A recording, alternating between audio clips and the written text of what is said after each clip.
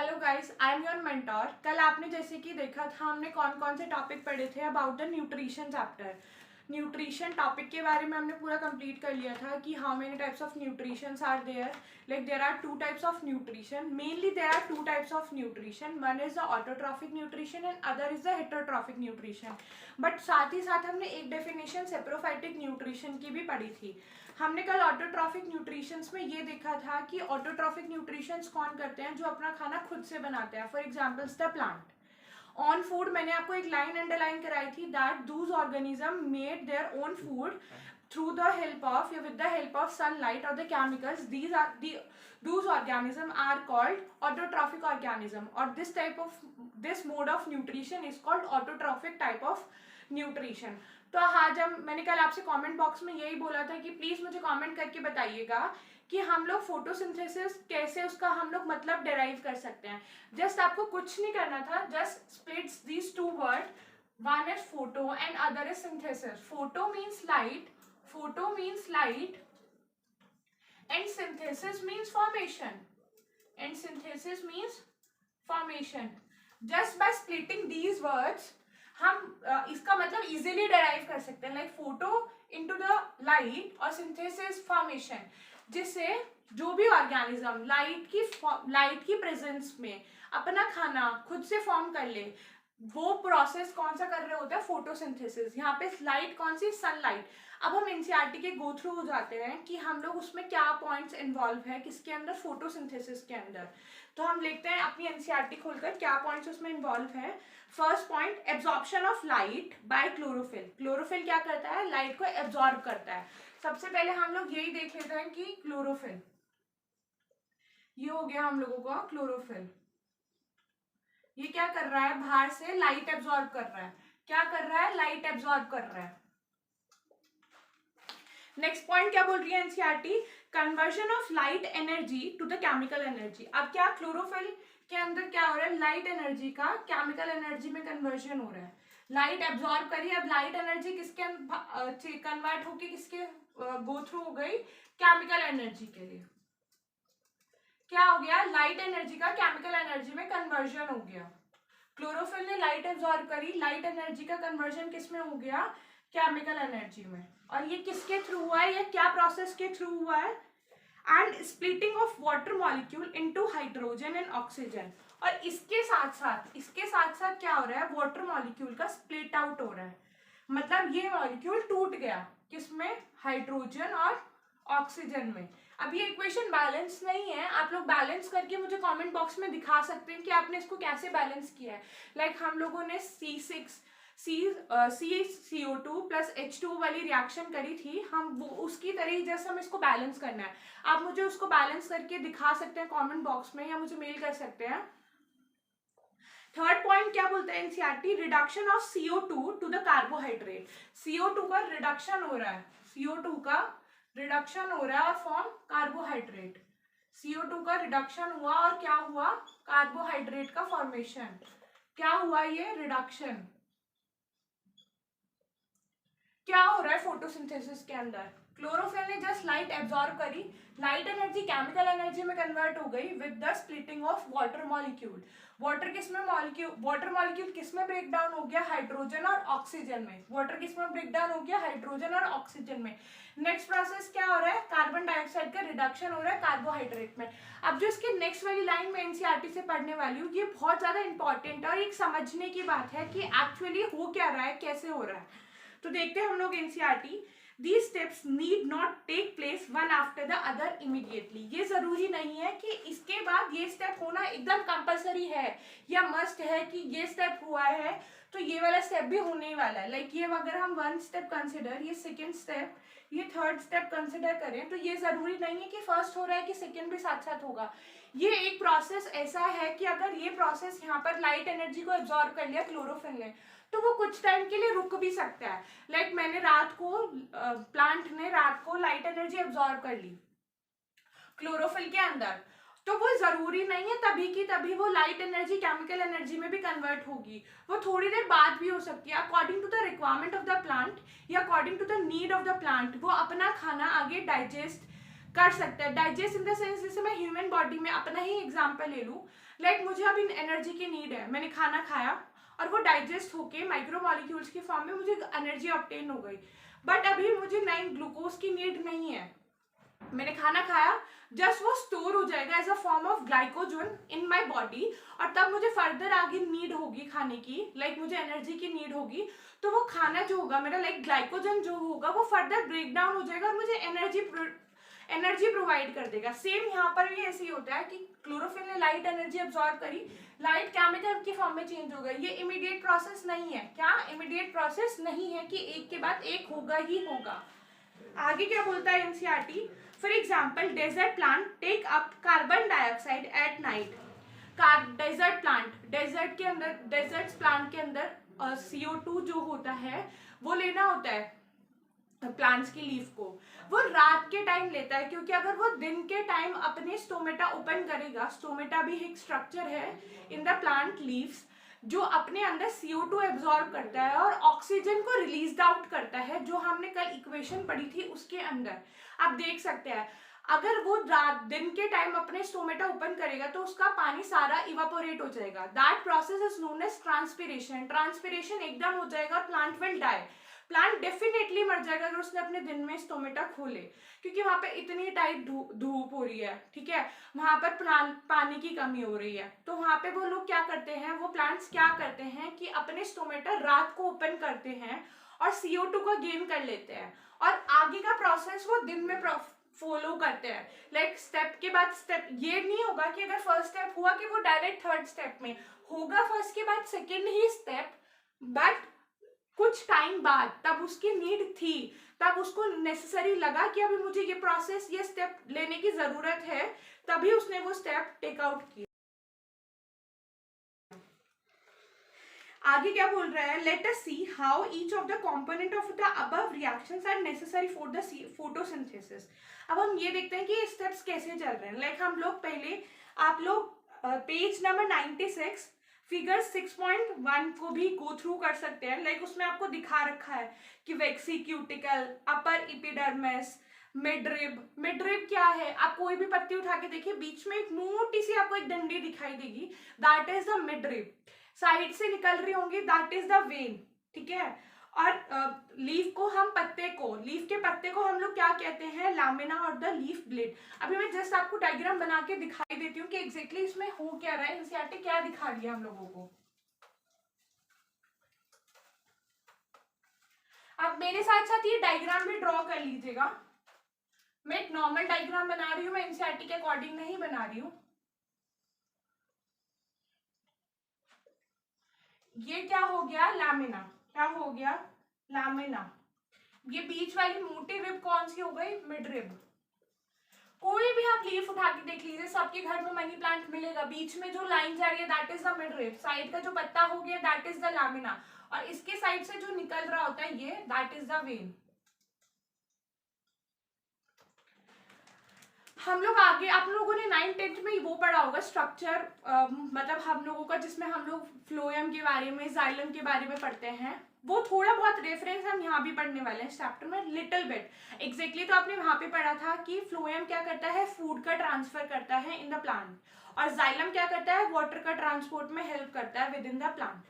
तो हम लोगों का, आप थोड़ा उसके थोड़ा सा नीचे विजिट करिए उस सेम डायग्राम के, क्या लिखा है, वेक्सीक्यूटिकल, अपर ऊपर एक मोटी सी लेयर होगी जिसके थ्रू वो अपना स्टोमेटा जो है वो संकन रखेंगे, लाइक उसके नीचे वो हाइड रखेंगे ताकि उनका स्टोमेटा में से पानी इवापोरेट ना हो, ट्रांसपिरेशन टेक प्लेस ना हो। उसके नीचे क्या है, एपिडर्मिस। एपिडर्मिस कुछ नहीं है, ये ऊपर वाली लेयर है, हम लोगों की स्किन बोला जाता है, एपिडर्मिस प्लांट के अंदर बोला जाता है। ईपी मतलब ऊपर, डर्मिस मतलब स्किन, ऊपर वाली skin, that is the epidermis. Chloroplast, air space, बीच बीच में एयर स्पेस होता है, वो पेरेनकाइमेटस होता है। पेरेनकाइमा, आपने 3 टाइप के टिश्यू पढ़े थे, simple tissue, that is parenchyma, chlorenchyma और द स्क्लेरेनकाइमा। डेड कौन सा होता है इसमें से, स्क्लेरेनकाइमा। पेरेनकाइमा लिविंग होता है, वो थोड़ा मतलब बाउंस ही प्लेस करता है विद इन द प्लांट। आगे गार्ड सेल्स क्या करते हैं, स्टोमेटा को प्रोटेक्ट करते हैं। अभी हम लोग पढ़ने वाले हैं नेक्स्ट स्ट्रक्चर जो हम लोगों का फोटोसिंथेसिस में हेल्प करता है, ट्रांसपिरेशन में हेल्प करता है, लाइक मैनी अदर्स प्रोसेस में हम लोगों का लीफ को अगर एक्सचेंज ऑफ गैसेस करना है वो थ्रू किसके होगा, स्टोमेटा के थ्रू होने वाला है। तो हम वही सब देखने वाले हैं। गार्ड सेल क्या है, जस्ट वो प्रोटेक्ट करता है स्टोमेटा को। अगर मैं ये स्टोमेटा बना दूं दो, तो इसके साइड में ये जो होगा वो गार्ड सेल्स होंगे, ये सब्सिडरी सेल्स होते हैं, यहाँ पर गार्ड सेल्स होते हैं, ये स्टोमेटा। इनके जस्ट ओपनिंग से एक्सचेंज ऑफ गैसेस होता है, ट्रांसपिरेशन का प्रोसेस होता है। जस्ट अगर आप फिगर 6.3 पर विजिट करें, मैं जस्ट ड्रॉ कर देती हूँ स्टोमेटा का स्ट्रक्चर। ये तो स्ट्रक्चर ऑफ लीफ हो गया। प्लीज बच्चों ये चीज नोट डाउन कर लो कि अगर आप लोग एनसीईआरटी या एनसीईआरटी पढ़ रहे हो तो उसके हर डायग्राम को विजिट करो, क्योंकि अगर आप डायग्राम ड्रॉ करके आओगे विद योर क्वेश्चंस, जो आपको क्वेश्चन अटेम्प्ट कर रहे हो उसके साथ एक डायग्राम बना दोगे, वो ज्यादा इम्पैक्टफुल होता है ऑन द टीचर, जो आपको अच्छा स्कोर गेन करने में बहुत हेल्प करता है। तो छोटा छोटा, मैं ये नहीं बोल रही हूँ क्लियरली आप कलरफुल पेन लेके जाओ बोर्ड्स एग्जाम में, देन ड्रॉ इट और उस पर मेंशंस करो नाम, ये जरूरी नहीं है। जस्ट लिटिल बिट छोटा सा डायग्राम ड्रॉ करो, दैट इज सफिशिएंट कि वो टीचर आपको अच्छा स्कोर कर दे। स्टोमेटा का डायग्राम देख लेते हैं हम लोग।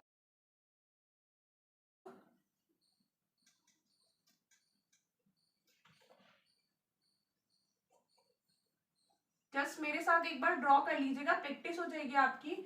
मैं इतना नीट और क्लीन नहीं बना रही हूँ, फिर भी आप एक बार ड्रॉ कर लो मेरे साथ।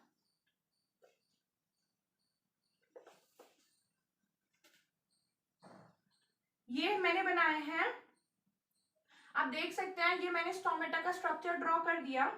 ये हो गए हम लोगों के गार्ड सेल्स। कौन हो गए, गार्ड सेल्स। ये हो गया बीच का जो ओपन पोर है, दैट इज द स्टोमेटा। और साइड में मैंने आपको बताया सब्सिडरी सेल्स। ये एनसीईआरटी में मेंशन नहीं है, फिर भी मैंने आपको जस्ट रेफरेंस दे दिया। और यहाँ पे क्या प्रेजेंट है हम लोगों के, क्लोरोप्लास्ट। क्या प्रेजेंट है हम लोगों के, क्लोरोप्लास्ट। आप ये जस्ट ड्रॉ कर लीजिए, मैंने नॉर्मल से स्ट्रक्चर बनाया। ये क्या रिप्रेजेंट कर रहे हैं, गार्ड सेल, जिसके थ्रू जो स्टोमेटा है वो ओपन या क्लोज होगा। ओपन कब होगा, तब उसको गैस एक्सचेंज की नीड होगी या ट्रांसपिरेशन की नीड होगी। सब्सिडरी सेल्स जो उसको सराउंड कर रहे हैं, गार्ड सेल ये जिसकी हेल्प से स्टोमेटा ओपन या क्लोज होने वाला है। और क्लोरोप्लास्ट कहाँ प्रेजेंट है, with in the guard cells. और ये जस्ट ये वाला पोर, हम लोग ये वाला जो पोर देख रहे हैं, कौन से वाला पोर, जस्ट ये वाला पोर, कौन, ये वाला, ये क्या है हम लोगों का स्टोमेटा। एनसीईआरटी में एक एक्सपेरिमेंटल डाटा भी दिया, मेंशन्ड है। क्या मेंशन्ड है कि अगर हम लोगों को ये देखना है प्लांट के अंदर से CO2 रिलीज हो रही है कि हम लोगों का ऑक्सीजन जस्ट रिलीज आउट हो रही है, तो क्या करें, एक पोटेशियम हाइड्रोक्साइड ले लें, बेल जार उस पर कवर कर दें, किस पे, प्लांट पे, बेल जार कवर कर दे और वहां पे पोटेशियम रख दे, तो आपको जस्ट पता लग जाएगा कि वो एग्जैक्टली कर क्या रहा है। एक बार ये मुझे एक्टिविटी आप पढ़ के बताइएगा, आपको समझ आई है कि नहीं। जस्ट कमेंट इट यस और नो। हम लोगों ने एक्टिविटी रीड कर ली है, आपको मुझे रेफरेंस मिल जाएगा लाइक आप लोग क्या कर रहे हैं, कितना कर रहे हैं। आगे देखते हैं एनसीईआरटी में। अब हम लोग जस्ट अपना हेटेरोट्रॉफिक न्यूट्रिशन पे आ जाते हैं कि हेटेरोट्रॉफिक न्यूट्रिशन है क्या एग्जैक्टली। जो हमने लास्ट कल छोड़ा था topic heterotrophic nutrition, we will continue that topic. Heterotrophic nutrition, just मैं इसकी डेफिनेशन आपको प्रोवाइड कर रही हूँ। मैंने आपको कल भी बताया था ये एक्यूरेट डेफिनेशन है, बट आप अपनी लैंग्वेज में भी लिख सकते हैं। It is that mode of nutrition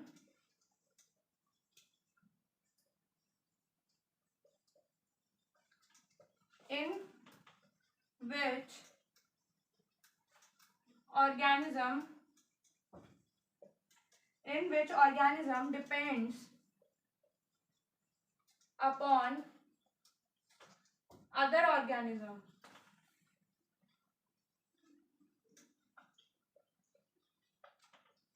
for food. Examples: lice, cuscata,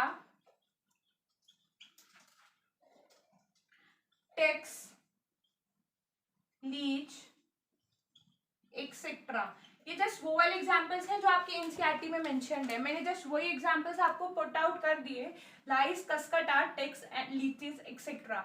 It is that mode of nutrition. It is that mode of nutrition in which an organism depends on the other organism for their food, for their survival. जिंदगी जीने के लिए वो किस पे, other organism पे depend है अपना फूड गेन करने के लिए. ऑटोट्रॉफ्स में एक वर्ड आया था ओन, इसमें क्या है, अदर ऑर्गेनिज्म. ये किस पे डिपेंड करते हैं, अदर ऑर्गेनिज्म में. Just read the definition. It is that mode of nutrition, ये एक मोड है न्यूट्रिशन का, in which organism depends upon other organism for food or for their survival, or for their survival, जिंदगी जीने के लिए. For example, lice, cuscuta, ticks, leech, etcetera. For example cuscuta, cuscuta का मैंने आपको एक दूसरा नाम बताया था, यस दैट इज अमरबेल. क्या नाम बताया था मैंने, अमरबेल. टिक्स बताया था, लीचेस बताया था, एक्सेट्रा. अब आगे देखते हैं हम एनसीईआरटी हम लोगों का क्या बता रही है. How do organism take obtain their nutrition. अब बात आ गई कि अब हमने न्यूट्रिशन तो देख लिया, न्यूट्रिशन कितने टाइप का है, कैसे नहीं है, कितने मतलब हम लोग कैसे ऑटोट्रॉफ्स परफॉर्म कर रहे हैं अपना एक्टिविटीज, कैसे हेटेरोट्रॉफ्स परफॉर्म कर रहे हैं, पर वो ऑब्टेन कैसे कर रहे हैं वो हम देखते हैं एनसीईआरटी का. एक बार पैराग्राफ जस्ट रीड आउट कर लेते हैं. Since the food and the way it is obtained differ, the digestive system different in various organisms. In single-celled organism that may be taken in by the entire surface. Single-celled organism एक cell का वो organism है, that is called unicellular organism. वो कैसे intake कर रहे हैं अपना food, just by surrounding their body around the food, और वो एंगल्फ कर लेते हैं. लाइक हम अमीबा का इसमें एग्जांपल लेके चलते हैं. अमीबा करता क्या है एग्जैक्टली, मैं जस्ट आपको ये डायग्राम के थ्रू समझा देती हूँ कि अमीबा कैसे अपना खाना ऑब्टेन कर रहा है. लाइक ये हो गया एक फूड पार्टिकल. क्या हो गया, एक फूड पार्टिकल. ये आया अमीबा हम लोगों का, ये पड़ा अमीबा हम लोगों का. ये क्या करेगा, ये अपने इस फूड को सराउंड करना है. नेक्स्ट स्टेप क्या होगा, ये फूड पार्टिकल हो गया, अमीबा ने इसको सराउंड कर लिया टूवर्ड्स, मतलब टूवर्ड्स हिमसेल्फ, अपनी तरफ इसने अपने फूड को एंगल्फ करने की ट्राई किया और इसको जस्ट एंगल्फ कर लिया. तो ये ही मोड है न्यूट्रिशन को ऑब्टेन करने का in amoeba, in a single cell organism. For examples, amoeba take in food temporary finger-like extension of the cell surface which fused over the food particles forming a food vacuole. अब ये क्या बन गया हम लोगों का, food vacuole. क्या बन गया, just food vacuole. एक्चुअली में ये जो स्ट्रक्चर बना रहा है, फिंगर लाइक स्ट्रक्चर बना रहा है, इसको बोला जाता है सीडोपोडिया. ये एनसीईआरटी में मेंशन नहीं है, but just for the reference मैंने आपको बता दिया, दैट इज सीडोपोडिया. सीडो मतलब फोल्स और पोडिया मीन्स लैग या फिंगर्स. ये जस्ट सीडोपोडिया, इसने उसको एंगल्फ कर दिया और क्या बना लिया, फूड वैक्यूल बना लिया. Complex substances are broken down into the simpler material is moved to the surface of the cell and thrown out. और वो क्या होता है, जस्ट वो सेम ह्यूमन बीइंग वाला प्रोसेस. हमने खाना खाया, डाइजेस्ट किया इनटू द माइक्रोमॉलिक्यूल्स, और फिर उसको हम लोगों ने अपनी बॉडी से रिमूव कर दिया, that is the excretion. Same यही प्रोसेस क्या कर रहा होता है, फूड को उसने इंटेक करा, उसके अंदर से जो उसे चाहिए था उसने इंटेक किया, after that it excrete out. ये इसने क्या कर दिया, फूड को एक्सक्रीट आउट कर दिया, जस्ट अपनी बॉडी से रिमूव कर दिया.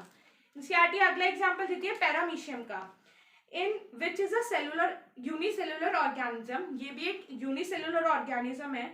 The cell has a definite shape. इसकी डेफिनेट शेप नहीं होती. मैं किसकी बात कर रही हूँ यहाँ पे, अमीबा की. किसकी बात कर रही हूँ मैं यहाँ पे, अमीबा की. पर पैरामीशियम की क्या है, डेफिनेट शेप है. And food is taken in a specific spot.